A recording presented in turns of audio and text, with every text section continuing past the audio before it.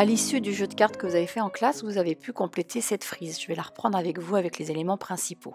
La première donnée que vous avez pu remplir, c'est la composition de l'atmosphère primitive. Diazote, dioxyde de carbone, eau. C'est l'analyse des gaz chondritiques qui vous a permis de déterminer cette composition. Voici les cartes qui vous ont permis de déduire cela. On note bien ici que les gaz principaux contenus dans une chondrite sont l'eau et le dioxyde de carbone. L'analyse de ces gaz chondritiques vous a permis aussi de voir que ces bombardements météoritiques ont enrichi l'atmosphère en eau. L'étape suivante est le passage de l'eau de l'atmosphère vers l'hydrosphère liquide. À ce stade, vous avez appris à lire le graphique des 3 phases de l'eau. L'indice géologique permettant d'arriver à cette conclusion est l'observation de roches sédimentaires fossiles. La déduction suivante est l'apparition des premières traces de vie avec l'existence de bactéries photosynthétiques permettant la synthèse de dioxygène.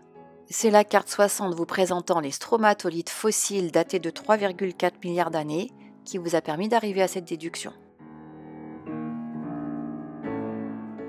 L'observation suivante est l'observation de roches carbonatées fossiles.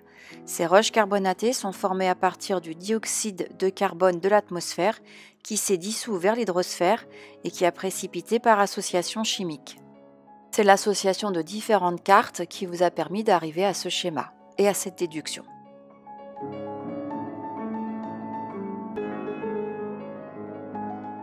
À cette même époque, le fer océanique résultant de l'altération des roches continentales va être oxydé par le dioxygène présent dans les océans. C'est l'observation de roches datées entre moins 3,5 gigaannées et moins 2 gigaannées, appelées fers rubanés, qui permettent cette déduction. Ces fers rubanés témoignent d'un enrichissement en dioxygène des océans. La déduction suivante a pu être faite par l'observation de paléosols rouges, résultant toujours de l'oxydation du fer, mais cette fois sur le continent, daté de moins 2 gigaannées.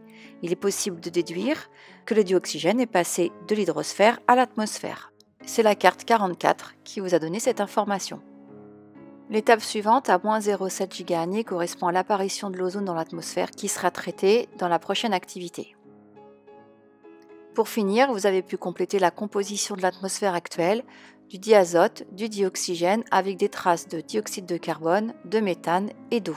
Case complétée dès le début du jeu avec les cartes 23 et 35.